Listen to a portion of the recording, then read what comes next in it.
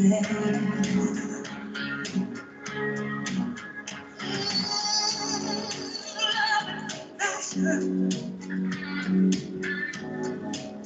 day is coming, all else are past, still to be there. And I wonder when I'm ever gonna change. Maybe I'll never feel till nothing else remains. All the children say, we don't need another hero. We don't need to know why. All we want is nothing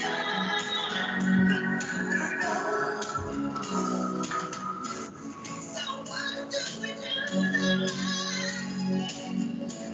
We leave our ways from home. We lost everything like a lie. For him it's so young. Is it all or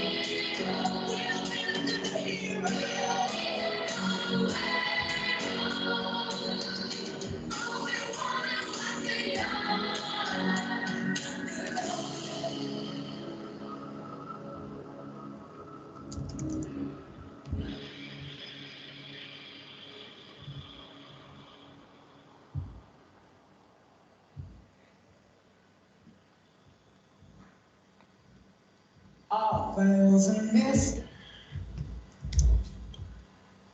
All right, can you all hear me? You can just indicate in the chat or something like that, whatever works for you. Let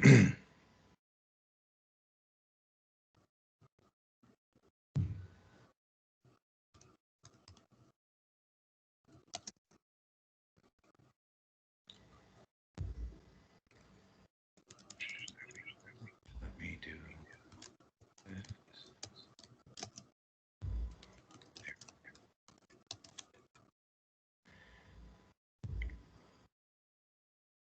Okay.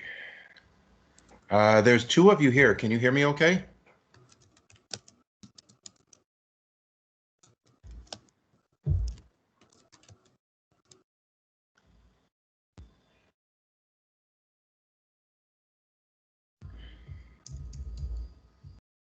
Okay, so I'll do a quick recap.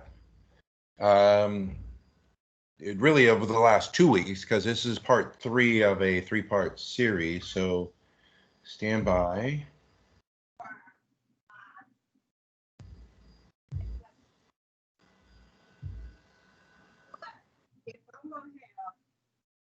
how you doing? I'm sorry I missed the meeting. Hello? Yeah, we're here. Hang on. Oh, I'm sorry. Okay, I'm sorry. I got There we go. Okay, let me share this screen.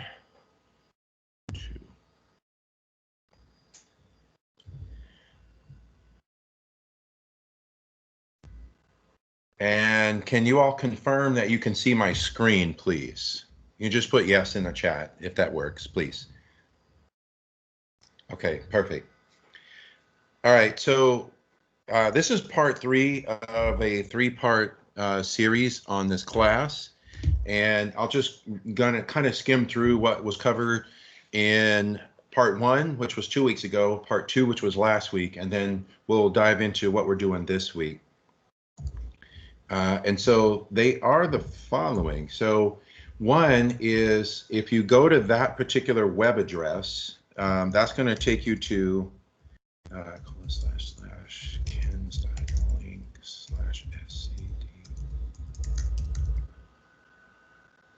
resources.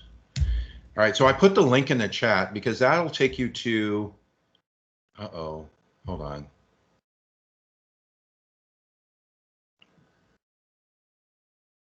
No, that's not the right one. Stand by 1 second. Kens.link/SCD resources.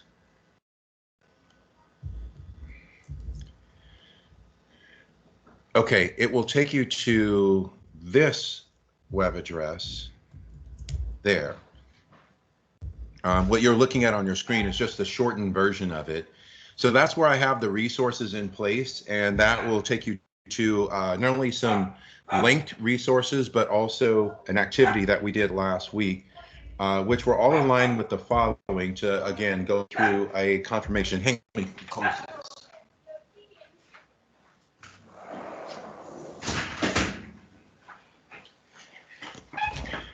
Okay, so, and it's all around storytelling, creativity, and communication through effective presentation design. Ultimately, all of our designs, we want to look at them from a perspective of maintaining simplicity, which means only the essentials and nothing more. We've gone through how to be creative in our stories, the use of imagery. We'll get into a little bit more around typeface in this particular part 3. And then, of course, we've analyzed, for those of you that were with me last week and the week before, we've analyzed storytelling through the use of visuals. And then you've done one design exercise. You're going to do another one today. Ramona, you can. I'm actually reviewing kind of what occurred week 1, week 2, leading into what we'll do today. And so the question that we analyzed in week 1 was, why does design matter? Ultimately, the impact of that was around engagement. And then, of course, we discussed a little bit about what engagement looks like and what are the different ways in which we could design for engagement. If you go to that particular link, it will take you to the poll that I did around why does design matter? So that link right there, if you were to go to it, it'll show you all the responses from not only everyone in week 1, but also I've done this workshop quite a few times. And so it's over, I would say at this point, it's well over 2,000 responses to that question of why does design matter? We looked at what are the conditions for creativity, which is working within constraints, practicing restraint. Everything you design must be for communication purposes, not decoration. That goes to the whole idea around simplicity. And then being a simplistic storyteller, which means ultimately, what is the story that I'm trying to tell? Who's my intended audience? And what's the best way to tell that story? Design takes time. And then so we watched this video, which I would encourage you all at some point to watch it. It's a TED Talk. If you do a Google search, TED City Flag, it'll be the very first linked result. And he talks about the designs around flag design and the characteristics that the Lexillological Society determined as far as being effective flag design. Then we went through what are the key principles. So these were some of the reflective questions that we went in week 1. And then, of course, the homework for week 1 was to look at your daily life and identify, based on the design principles that we discussed, capture an image of something that's in your daily life that represents a good design principle. Last week, we went through images, and more specifically, we looked at the power of images, which is our memory retention of information displayed strictly through images, information retention through strictly auditory means. Through both, it's right around 90 to 95%. Then we analyzed the 3 different classifications of images. One being direct representational, which is here, means that the text directly corresponds to what you see in the image. Indirect representation, which means there's a degree of inference with the text and its correspondence with the image. And then abstract, which is more along the lines of strictly being conceptual. The activity that those of you with me did, we took this image and you had to add accompanying text to identify, to make the image either direct representational, indirect representational, or abstract. And that's on that resource document that you have access to as well. So we work with that image. I did share examples of it. And in fact, I can even pull those up real quick. Stand by 1 second here.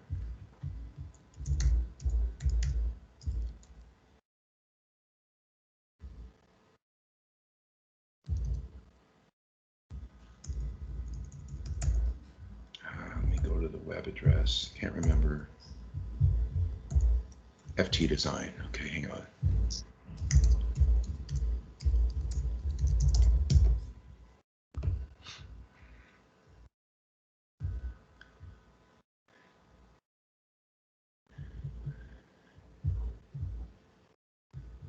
Okay, let me make sure I'm sharing. Can you all see the Padlet here, or is it still only showing the slides? Can you see the Padlet here? Yes.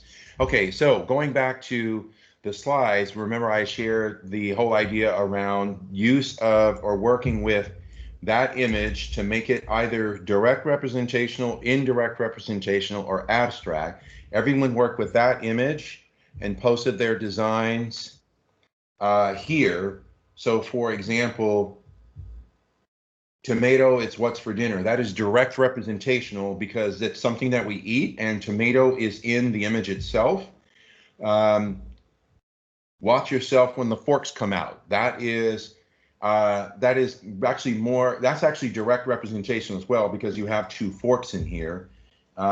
Here's one that is indirect representational because it says balance your meal. So there's no fork or tomato in this, but the whole concept here is meals associates with what we eat, and those forks are balancing the tomato.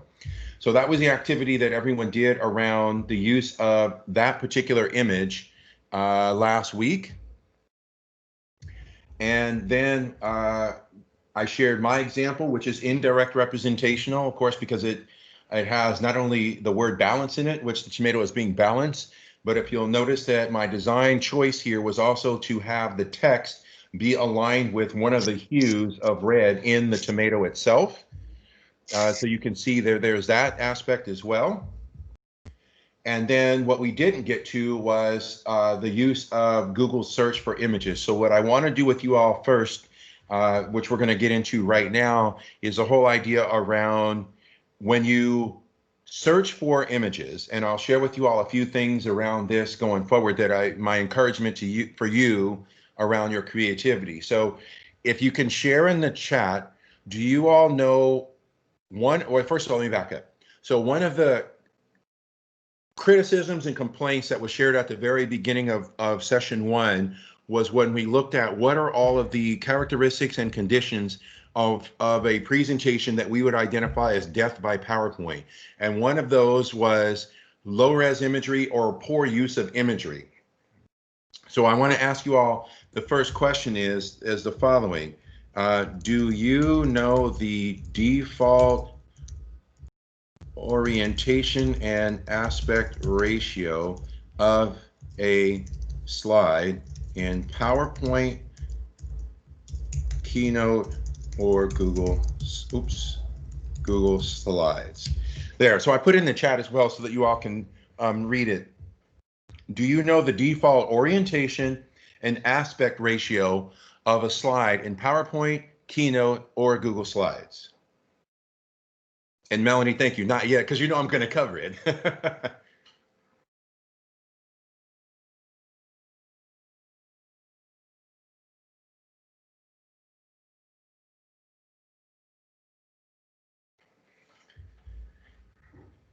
Okay, so Sandra is on to the orientation aspect. So the orientation default is landscape.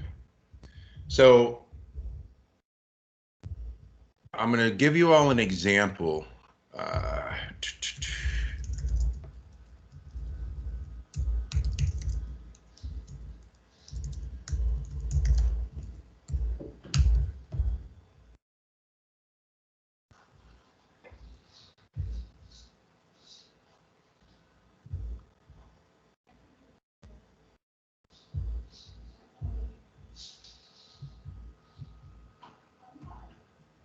I'm just waiting for it to load here. Here we go.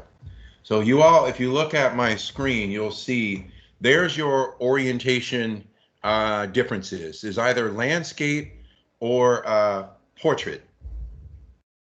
So the default orientation of a slide is going to be landscape.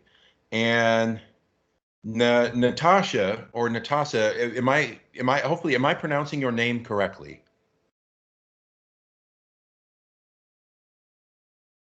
Yes. Okay. Thank you. So yes, you're correct on the other one. The default aspect ratio is actually 4/3. So instead of 16:9, let me do 4/3 format versus 16:9. Oops, messed up. All right, 9. There we go. And so if you'll notice, I'll even use this one as an example. There's your 4/3 versus 16:9. So the default is the 4/3. 16:9 is for widescreen. Another question, what are the pixel dimensions? Do you know what the pixel dimensions are?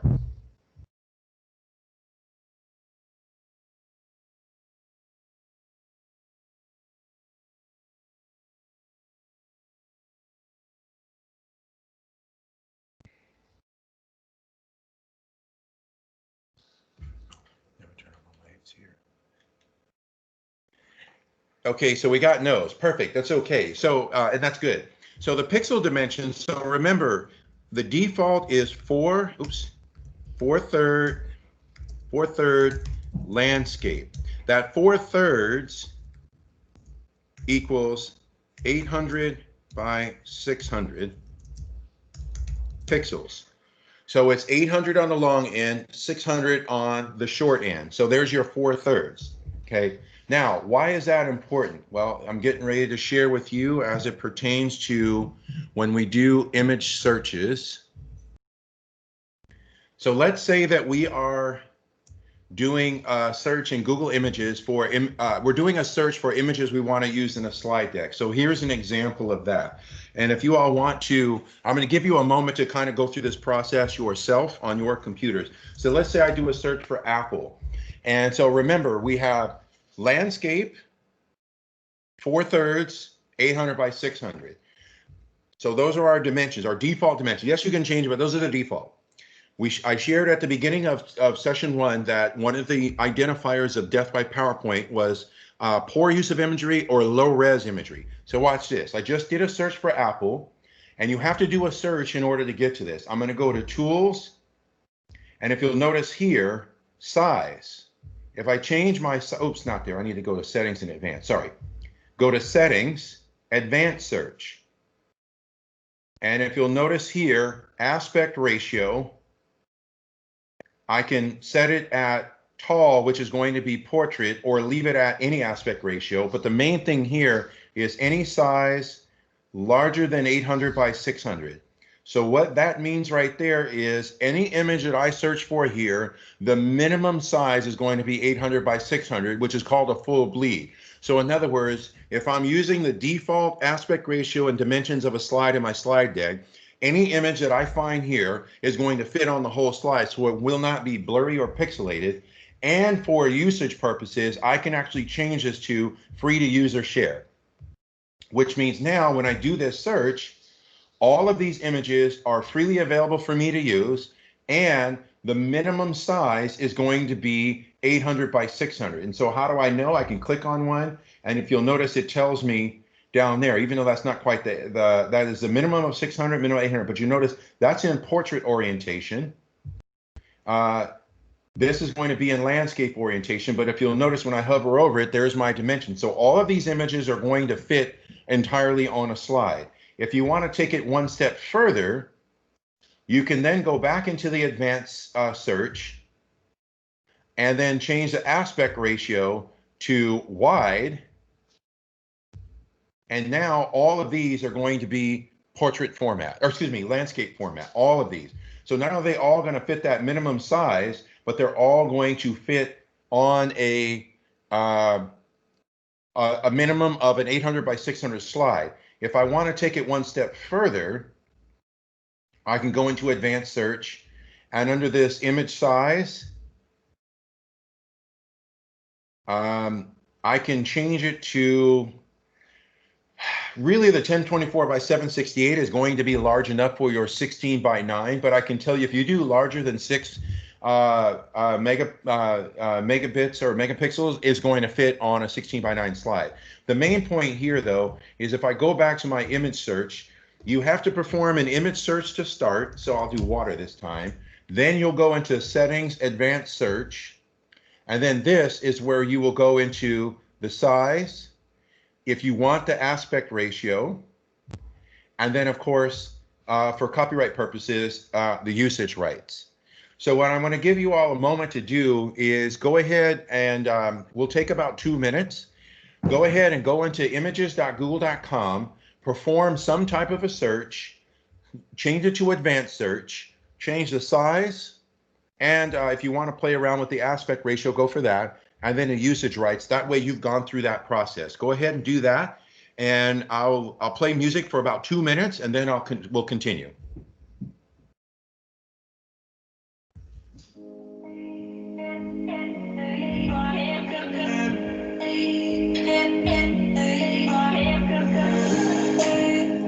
Kids, we've got the dreamers disease. Age 14, we got you down on your knees. So, by life, you're busy still saying please.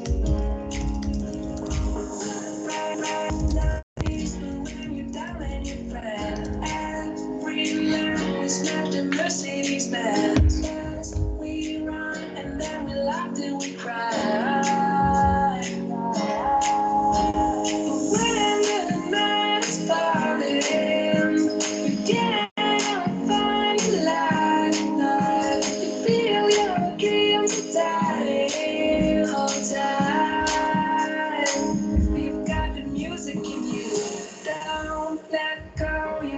Music in you, one dance left. This world is gonna put you. Don't give up, you got a reason to live. Can't forget, you only get what you give.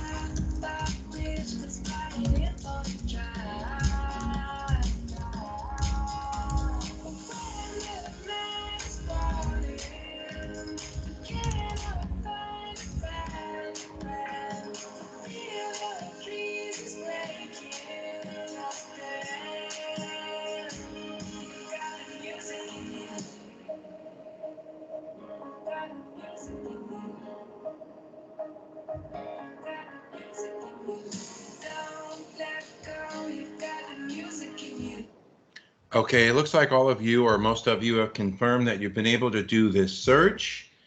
Thank you.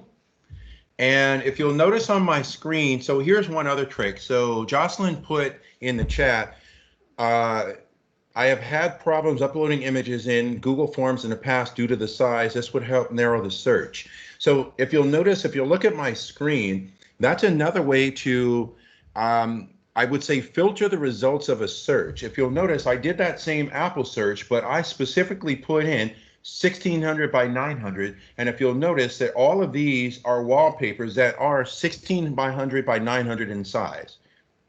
And then, of course, you could go into the whole usage rights and things like that. But the main point here is to be able to refine our searches and filter them to the sizes that we need. The challenge will be, like, for example, if you have something, let's say it is, let me think of one. So there's some cases where it might be 1200, let's say by 400 is the dimensions of an image. And you'll see, you'll get some, but the more you do something that is not aligned with the standard aspect ratios, you're going to get fewer and fewer results. But even like these, and I don't remember what the default dimension, I think it's 1500 by 900 is the dimensions for a Google form, for example. So if you'll notice, I'll do 1500 by 900. And you'll see there are some here, but they may not, oh, that one's exact. But my main point in doing this is that is two parts. One, yeah, these are all aligned there. When you start getting some of those dimensions that aren't standard 4 third or 3 by 2, 4 by 3, 16 by 9 and ratios like that, you're going to lose some of the images that you might be able to use. But in the context of what we're doing, refining those searches makes it easier for you to find an image that might be aligned with being able to do that. Now, the reason why I share this search with you all is because if you'll notice here, all of my slides here are more or less a full bleed. And so that leads me to the following question that I want to ask you all. When you are designing your slides, does the background of the slide matter? There, I put it in the chat too. So when it comes to a presentation and you're designing your slides, does the background of your slides matter?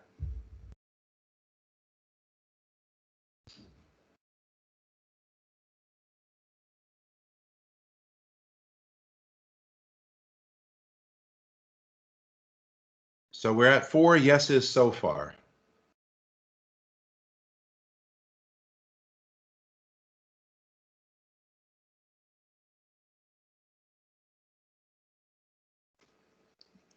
Okay, so I'm going to let you all in on a secret. The background of the slides shouldn't matter, and for the most part, it wouldn't if you're using images that are a full bleed. So I'm going to show you all an example of that right now. So you can see my slides here. If you'll notice, the image is not full bleed here because I had to allow room for the text. Okay, this is not only is this a full bleed image, but you see the image is high res. That's why it extends beyond the border of the slide. The reason why it shouldn't matter is because it's a full bleed image, you'll notice you never saw that color of the background. And so that's why the background of the slide shouldn't matter, because if you're using good high-res images, you won't even see the background no matter what. But here's when it might matter. So if you look at this particular image here, and I'll go full screen so you can see. You can't see, you can kind of see where the border of the image is, obviously, because the edge of the fork here, but you don't know that this is outside of the image. Okay, now the reason why that matters is because ultimately this space up here for the text is what's called negative space. So you see I moved the image down so that I had a natural space for my text. And if you'll notice, the blank space is the negative space. So what happens when you don't have access to negative space? So watch this. This is an image here, and if you'll notice, there's the image all the way down here with the apple in the corner. Now, when I play it, you don't see that. What you do see, all of this space over here, that's the negative space. So that is a natural location for me to put text. What you don't know is the following. This is why it shouldn't matter, but it might some cases. Watch, I'll change the color of background to red, and now watch what happens when I play the slideshow. See that? It doesn't fit. And so that's why the background in some cases shouldn't matter, but it might. This image, if you'll notice, is it's portrait, but I'm in landscape. So I move it, and I'll explain the thirds in just a moment. So I move it into an area where it's still visible on the slide, but I have all this space to put text. So that's one where you want to be mindful of the background shouldn't matter, but sometimes it might. And then now you've seen a design example of, okay, so I'll match the background with the background of the image. I'll move the focal point of the image to be aligned with the rule of thirds, and then I will set it up in a way where I have a natural location for text. Does that make sense to everybody with what I just shared with you? Okay, good, thank you. So that's why it's a trick question. Does it matter? It shouldn't, but sometimes it might.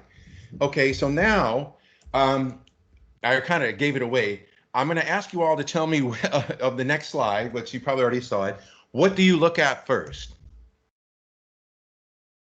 Left or right?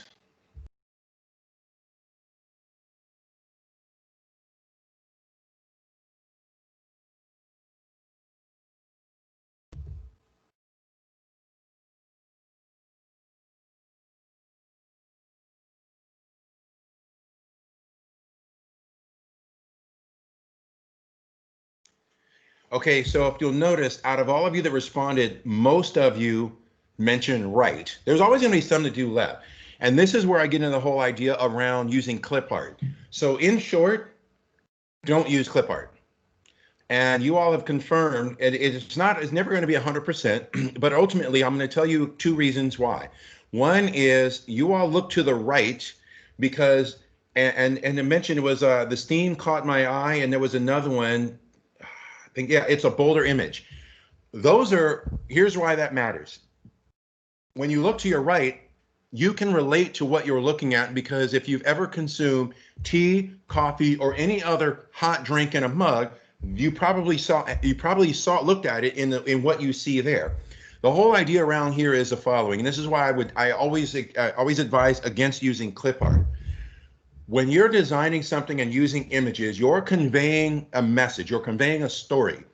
And what you want to ask yourself is, what is the most effective way to convey that story? The default for you should always be actual images. The next best thing to images are icons.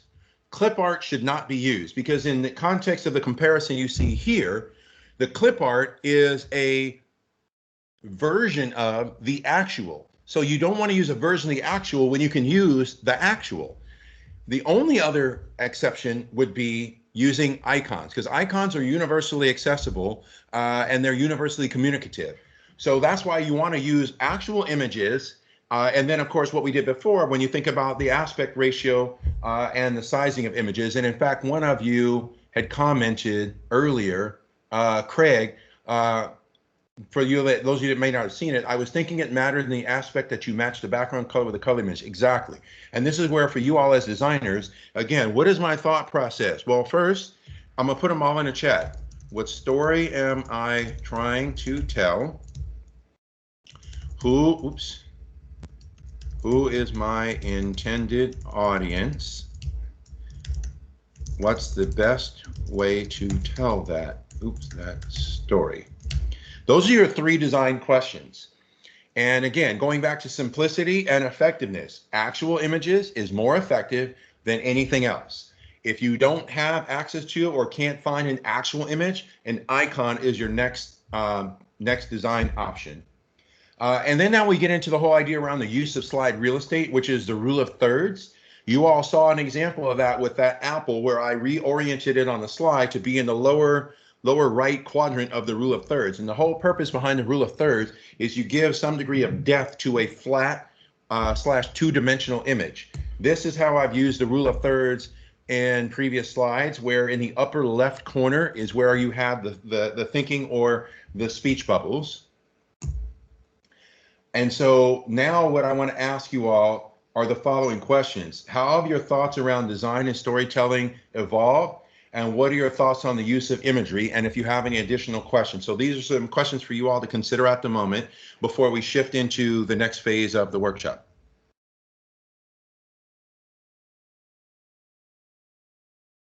And please share your questions in the chat if you like, or your responses.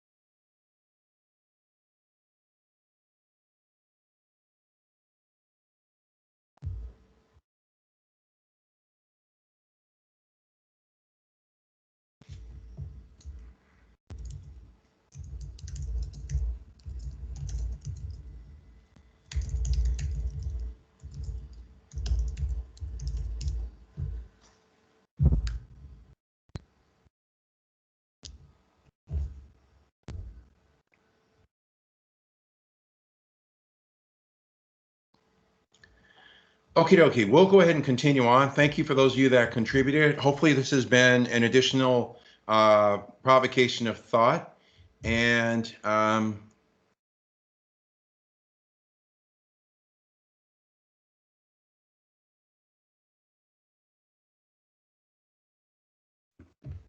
Ken, I have a question. yes, please. And Cheryl, I definitely want to respond to yours. That was Melanie. That was you, yes? Yeah. So in our search that we did a few minutes ago, when you have the thumbnail and it shows the size, when you and then that led me to a web page, and then I opened the image in a different window. Is that are those dimensions gonna go with that image to the new window? Does that make sense? Yes, it does. So what I always do, well, there's a trick to this. So I'm going to admit that up front, and I'll share with you a little bit shortly what the trick is to this. What I always do is when you click on it to get to this is the image that you would save.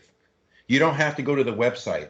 What you don't want to do is click on saving the thumbnail, because that's not the higher res version. The thumbnail is a compressed version. When you click on it, and then this, you don't have to go to the website. This image here is now what you would save. Does that answer your question, hopefully? Yeah, sorry, where did you just click? Did you click right in the middle of it? Yeah, so, okay, sorry, thank you. So when I've done my image searches, when I click on it and it shows up here, I do the equivalent of a right click if you're on Windows, or like I have my Apple trackpad, so I just have it where I tap with 2 fingers, but you want, or on Apple it's control click. But ultimately, you want this image, this window to appear, and this is what I would save. Okay, got it. Thank you. Now, you're welcome. Now, I will add that if you're putting this straight into a slide deck, once you go to this one, you could actually go ahead and copy the image and then paste it on your slides. But the key is to what you're asking, you don't want to do it with this, because this is not the higher res version of the image. This is the higher res version of the image. Right, that part I understood, but then just when it went to a new page, and I wasn't sure if when you click on the pull down menu and it says open image in a new tab, that's my question. Is that the full same image? So instead of that, you either want to save or copy.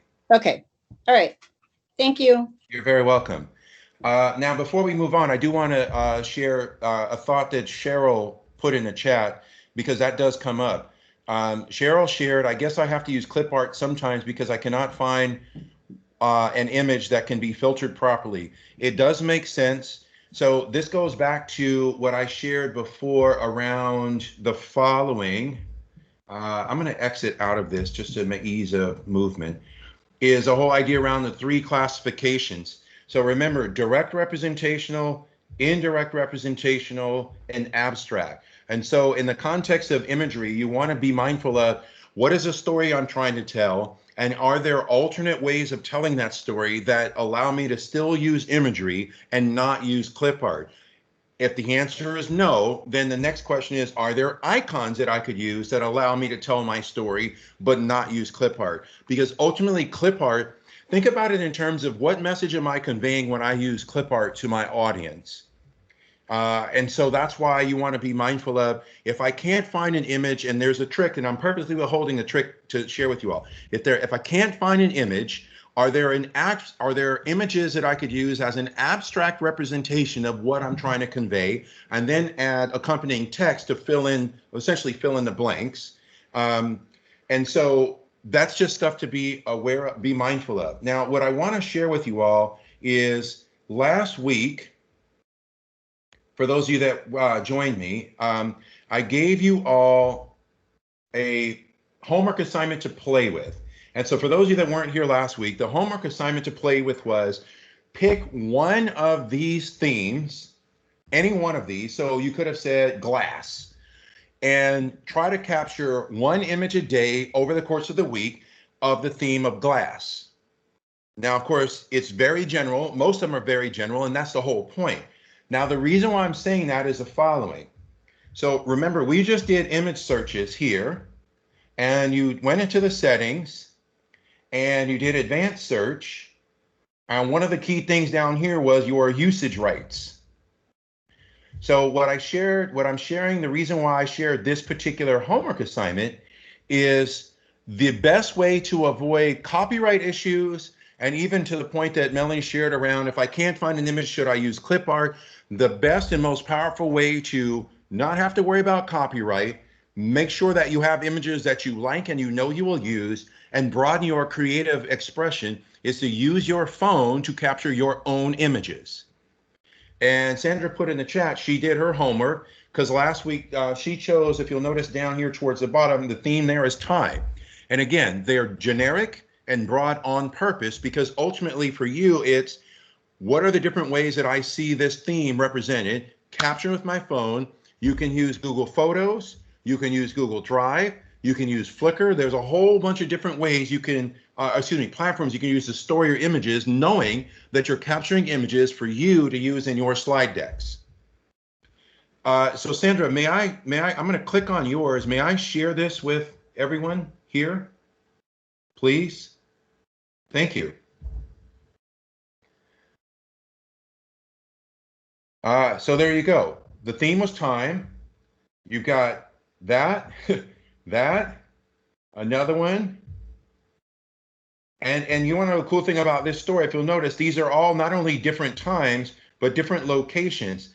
And what I love here is look at, so here's one, Sandra, this is cool. And thank you for sharing this. Look at the time on the clock, food. Look at the time on the clock, food. Look at the time on the clock, walk. And obviously this must have been at dusk going to evening for you. Morning. And so forth. So these are great. So now here's the thing. You have portrait, landscape, portrait, landscape, portrait, landscape. And they all are on your slides. I mean, you know, some of them, my guess, so you have space here, but you did them with your phone. So my guess is they're going to be high res. You could have even stretched these out to be the whole slide themselves. But more specifically, what Sandra's done here that the rest of you can see is Sandra now is starting to put together her own photo library that in the context of putting together a presentation, if she says, you know, I want to represent the importance of taking advantage of time we have, and especially when it comes to sharing a meal with a friend. Boom. That's one. And it could be, you know, I was with a friend, it was before 6 p.m. in the evening, or for those of you that use the 24-hour clock, it was before the 1800 hour.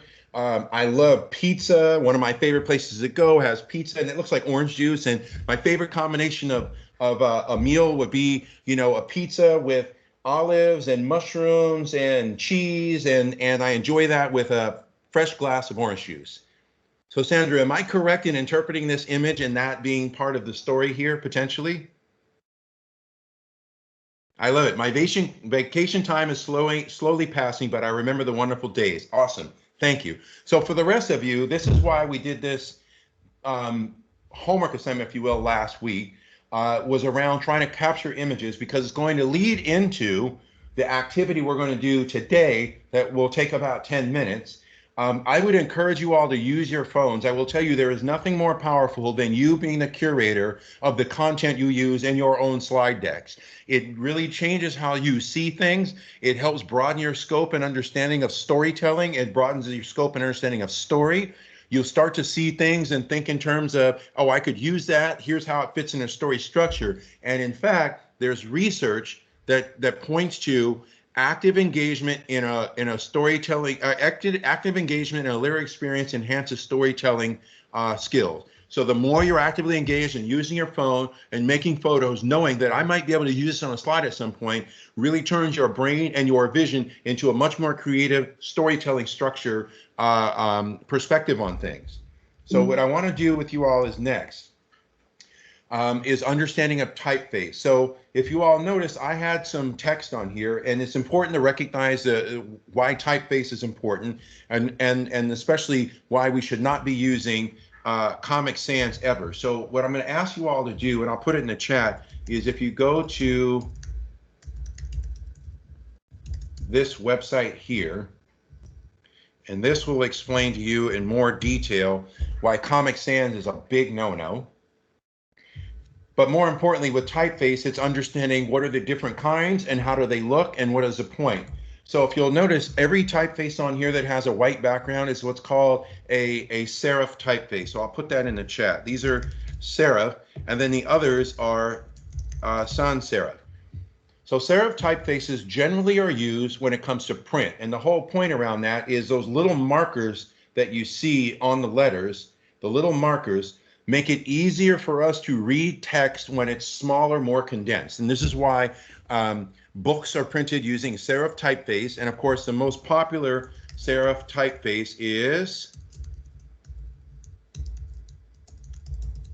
I just put it in the chat, Times New Roman. The others are sans serif.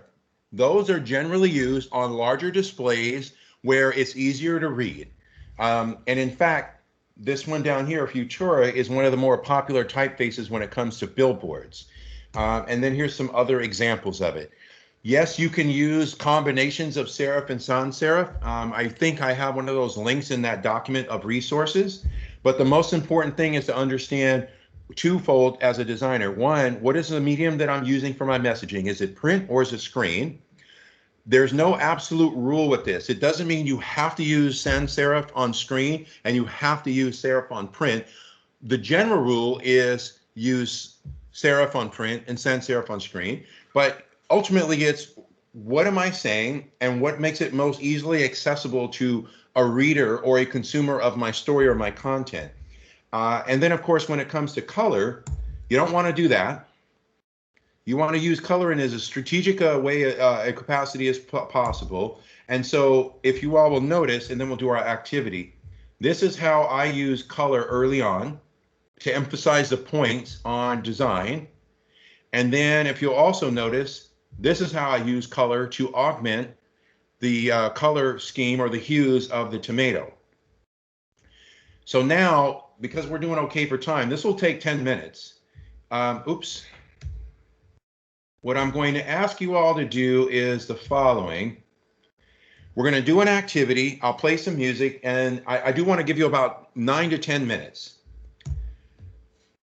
Please design a 3 to 5 slide show around your favorite hobby or your favorite thing to do and why you like it. You may use PowerPoint, you may use Google Slides, you may use Keynote, which I'm using here. It doesn't matter the slide platform. Utilize the search techniques that we had. If you have images stored on your computer that you have taken yourself, consider using those and think in terms of how do they fit my story. The story and the theme is a 3 to 5 slide show around your favorite hobby or your favorite thing to do. Ignore the middle one because we just don't have time to do that. And then, of course, for a deeper challenge there, you see I have at the bottom, try using only images that you have captured yourself. So can I get a yes or a in the chat? You understand the activity that we're doing now. And then if you do, go ahead and get started. I will start some music up for background sounds, ambient sounds for us. And then we have, let's try to take no more than 9 minutes here. 9 minutes, Melanie, please. We may end up going overtime by just a few since I waited and started a little bit late, waiting for everyone to have a chance to join. Okay, so I'm going to get the music going. You all go ahead. No more talking from me. If you have a question, feel free to just put it in the chat, and because I'm going to watch the chat in case for any questions you all may have that I can answer while you're doing this. And most importantly with this, have fun.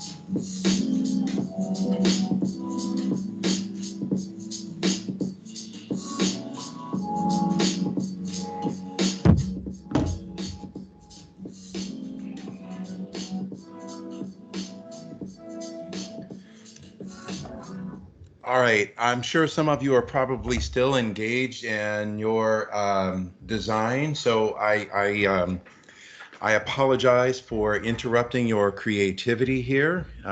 Just I have to be mindful of the time. So a couple of things. So there were two examples that were shared that were actually wonderful starts. Uh, what I want to know, because we only have a few minutes left, I want to know two things. One, how do you all feel about your the process of looking at the stories and even in this case, the presentation we designed strictly or primarily through the lens of the imagery we use? I'd like to know how you feel about that. And two, how are you doing in regards to this design process? I'll put those in the chat as well.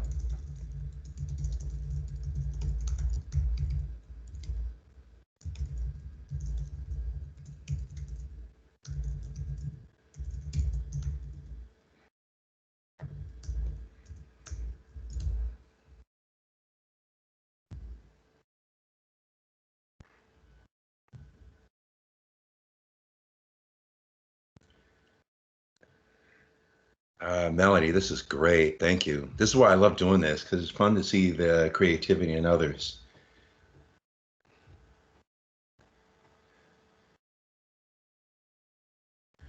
Okay, so Natasha, that's one, for example, you mentioned astronomy camp. So if I may, what I probably would have done, and it's okay because we've gone through this process, I would have probably said, okay, first of all, let's start off general with astronomy. Okay. And here's how you could have potentially pieced it together. I would have started off with astronomy, then I would have probably done camp.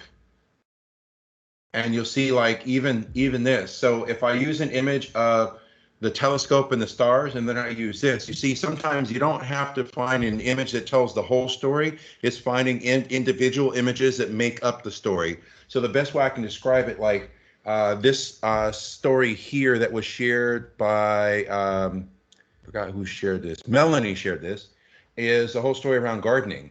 And so each slide represents a component of the process of Melanie's hobby or an enjoyable activity that she does.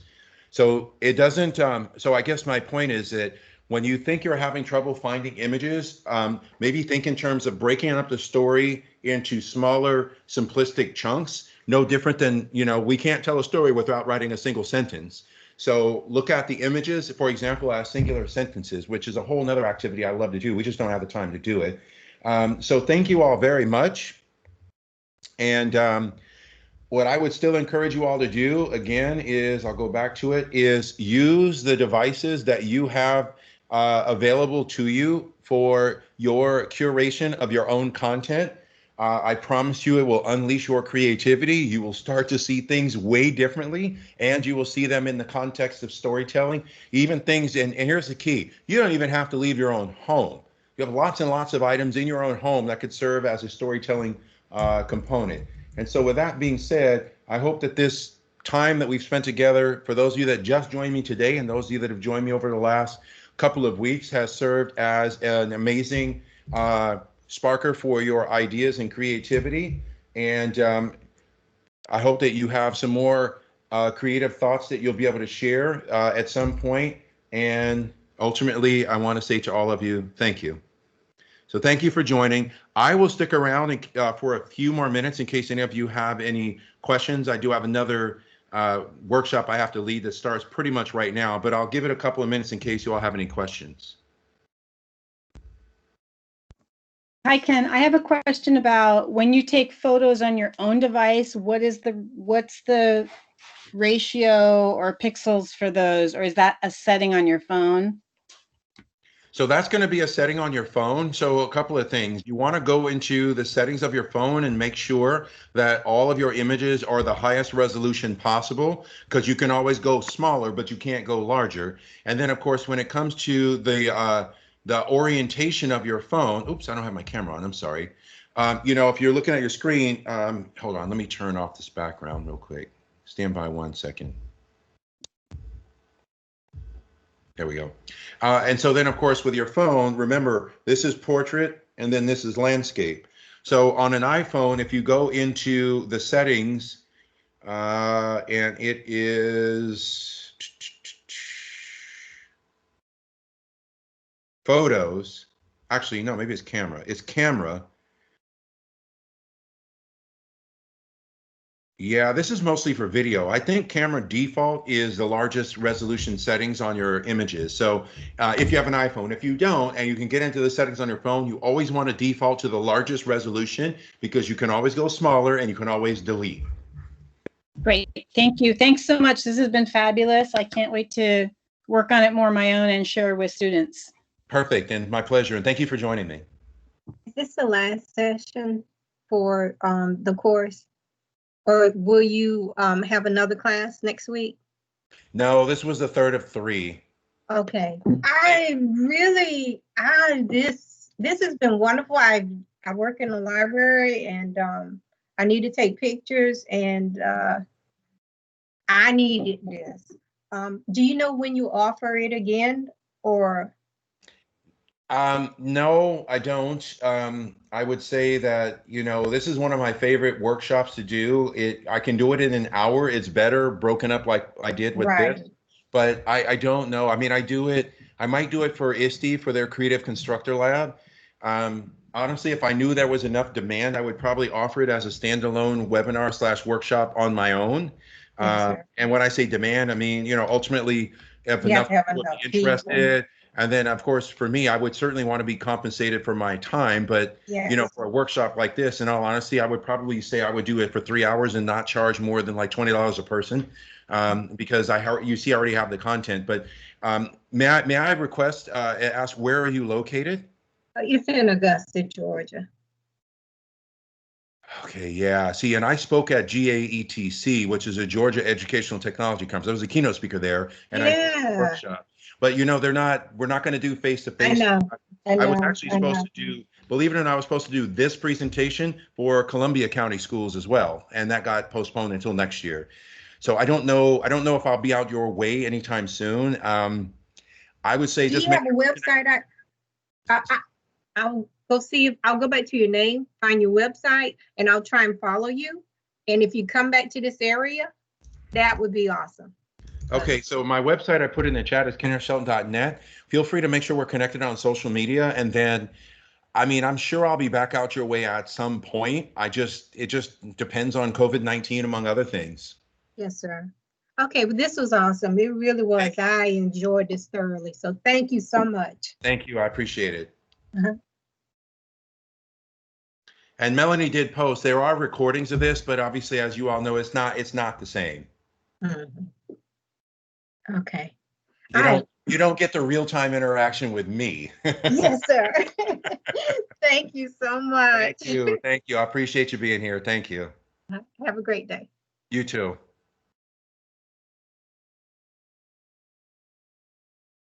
Anyone else before I take off to my other meeting?